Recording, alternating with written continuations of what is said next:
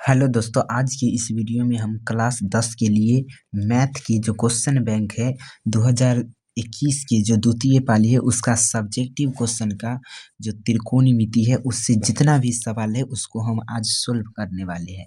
ठीक है, तो आप इस वीडियो में यदि रुक जाते हैं तो कम से कम 5 से 6 क्वेश्चन आप सीख सकते हैं सब्जेक्टिव क्वेश्चन जो बिहार बोर्ड में अक्सर पूछा जाता है।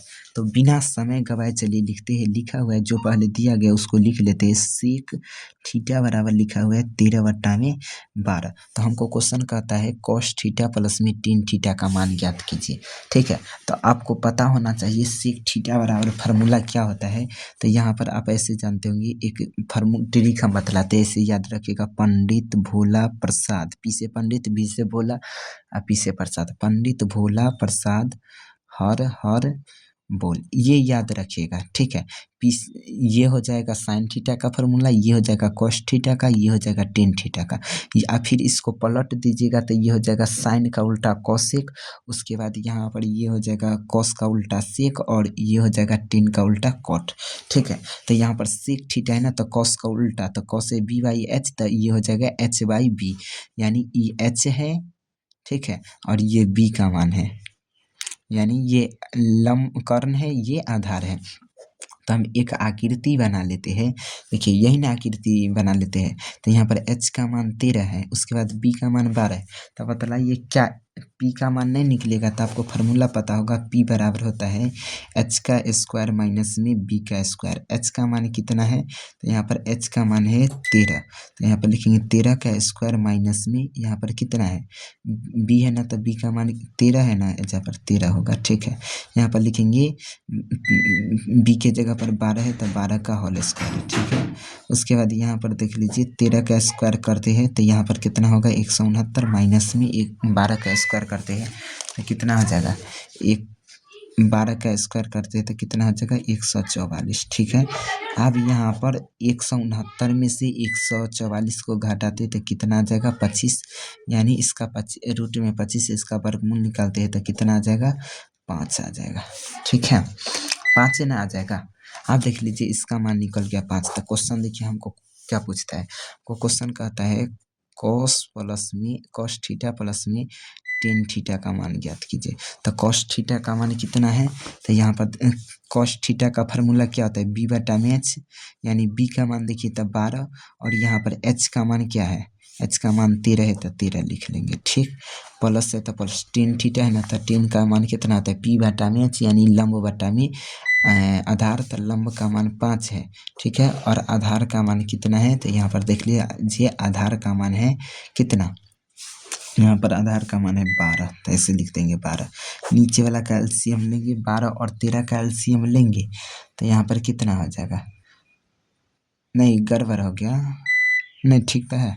आप देख लीजिए नीचे वाला का एलसीएम लेंगे तो 12 को 13 से गुना करेंगे तो कितना होता है, हम देख लीजिए 12 को 13 से गुना करते हैं तो कितना होगा, 12 को कलम में उगता है, 12 को कितना से 13 से गुना करना है, कितना आ जाएगा 12 तिया 36, 12 एकम 12, 6 5 1, यानी 156 हो गया। 156, 13 को कितना से गुना करेंगे कि 156 आएगा, तो 12 से, तो इसके ऊपर जितना रहेगा उसको 12 से, तो 12 को 12 से गुना करते तो 144 आ जाएगा। प्लस है तो प्लस थे, ये 12 को कितना से गुना, कितना बार पढ़ेंगे कि 256 आएगा, तो ये 12 को हम 13 से ना गुना किए थे जितना आ गया, तो यहाँ पर 13 बार पढ़ना पड़ेगा। तो इसके ऊपर जितना रहेगा उसको 13 बार पढ़ेंगे। तो यहाँ पर देख लीजिए 5 को 13 बार पढ़ेंगे तो कितना आ जाएगा, 13 पचे 65, तो यहाँ पर कितना लिखा जाएगा 65 लिखाएगा। ठीक है, अब दोनों को जोड़िए तो 65 में 144 जोड़ते तो कितना, 65 में 144 जोड़ेंगे तो कितना होगा 5 4 9, उसके बाद 6 4 10 की 0 हाथ में 1, उसके बाद 1 1 2 बट्टा में 156 है तो 156, यही क्या हो जाएगा हमारा आंसर। ठीक है, अब अगला नेक्स्ट क्वेश्चन लिखते हैं। अब आगे देखिए लिखा हुआ है 5 नंबर क्वेश्चन, यदि 10a बराबर रूट में 3 हो तो 1 प्लस में cos स्क्वायर a बट्टा में 3 माइनस में साइन स्क्वायर a का मान ज्ञात करने के लिए कहता है। ठीक है, तो हम कैसे निकालेंगे, तो इसके लिए क्या करते हैं, पहले जो दिया गया है उसको लिखिए। यहाँ पर लिखा हुआ है 10a बराबर कितना होता है रूट में 3, टेन थीटा, इसके नीचे कुछ नहीं तो क्या मान सकते हैं एक, टेन थीटा बराबर फार्मूला क्या होता है लंब बट्टा में आधार, तो यहाँ पर ये लंब का मान है, ठीक है। और इसके बाद ये नीचे जो है आधार का मान है, ठीक। तो हम यहाँ पर क्या करेंगे, एक आकृति बना लेते हैं। ये एक आकृति बन गया। ये लंब का मान √3 है, आधार का मान कितना है, यहाँ पर 1 है। तो क्या पहले हम बतलाइए, इससे हम कर्ण का मान निकाल सकते हैं। यानी h बराबर क्या फार्मूला होता है, h बराबर होता है √p का स्क्वायर बट्टा में किसका, b का स्क्वायर। तो यहाँ पर p के जगह पर कितना है, √3 है ना, तो √3 का स्क्वायर और प्लस में b के जगह पर कितना है, 1 का स्क्वायर है, तो लिखेंगे 1 का स्क्वायर, ठीक है। अब यहाँ पर √3 है तो इसका होल स्क्वायर करते हैं तो कितना आ जाएगा 3, और प्लस में 1 है तो 1 का स्क्वायर करते तो 1, रूट में कितना आ गया 4। यानी रूट में 4 है, इसका वर्गमूल निकालेंगे तो 2 आ जाएगा। यहाँ पर कितना आ जाएगा 2, ये ना आएगा, ठीक है। अब आगे देख लीजिए, इसका मान निकल गया 2। तो हमको क्वेश्चन क्या कहता है, हमको क्वेश्चन कहता है ऐसे, हमारे पास जगह कम है जिसके कारण हम इधर बगल में लिखते हैं, आप नीचे ही बनाते चले जाइएगा, ठीक है। तो हम यहाँ पर देखिए किसका मान पूछता है, 1 माइनस में cos स्क्वायर a बट्टा में कितना कहता है, 3 माइनस में साइन स्क्वायर a का मान पूछता है। तो 1 है तो 1 लिखेंगे, cos स्क्वायर a है ना, तो cos का फार्मूला क्या होता है, तो cos का फार्मूला होता है आधार बट्टा में कर्ण। तो आधार का मान कितना है, यहाँ पर देखिए तो आधार का मान 1 है और कर्ण का मान कितना हो जाएगा 2, तो 1/2 का होल स्क्वायर, क्योंकि इसका स्क्वायर है, बट्टा में यहाँ पर कितना है 3 है तो 3 लिखेंगे, माइनस में साइन स्क्वायर ए है ना, तो साइन का फार्मूला क्या होता है, लंब बट्टा में कर्ण। तो यहाँ पर लंब के जगह पर कितना है √3 बट्टा में कर्ण के जगह पर कितना है 2 है, तो हम क्या लिखेंगे, इसका होल स्क्वायर, ठीक है। अब आगे देखिए, 1 है तो 1 लिखेंगे, माइनस में 1 है तो 1 बट्टा में 2 का स्क्वायर करते हैं तो कितना 4 होता है।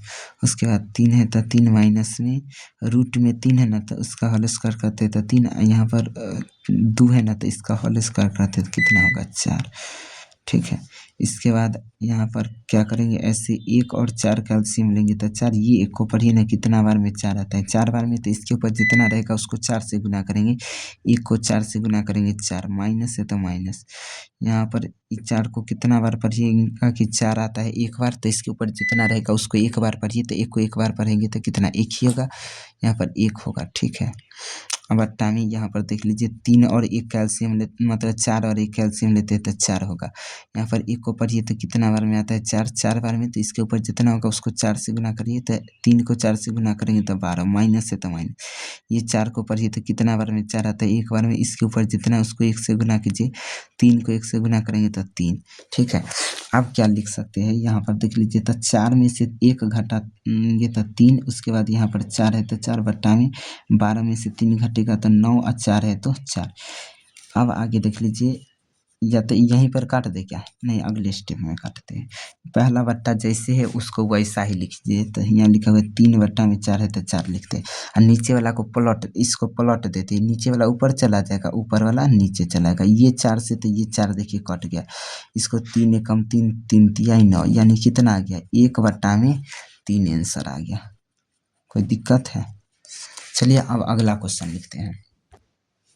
अब देख लीजिए, यहाँ पर 6 नंबर क्वेश्चन लिखा हुआ है, सिद्ध कीजिए कि साइन का पावर 6 थीटा प्लस में कॉस का पावर 6 थीटा, उसके बाद प्लस में 3 साइन स्क्वायर थीटा इंटू में लिखा हुआ है कॉस स्क्वायर थीटा बराबर में 1 लाना है। तो हम चलते हैं LHS, क्या लिखेंगे LHS बराबर क्या लिखा हुआ है, साइन पावर 6 है ना थीटा प्लस में कॉस का भी पावर 6 है, तब थीटा प्लस में 3 साइन स्क्वायर थीटा इंटू में कॉस स्क्वायर थीटा बराबर 1 लाना है ना बराबर में।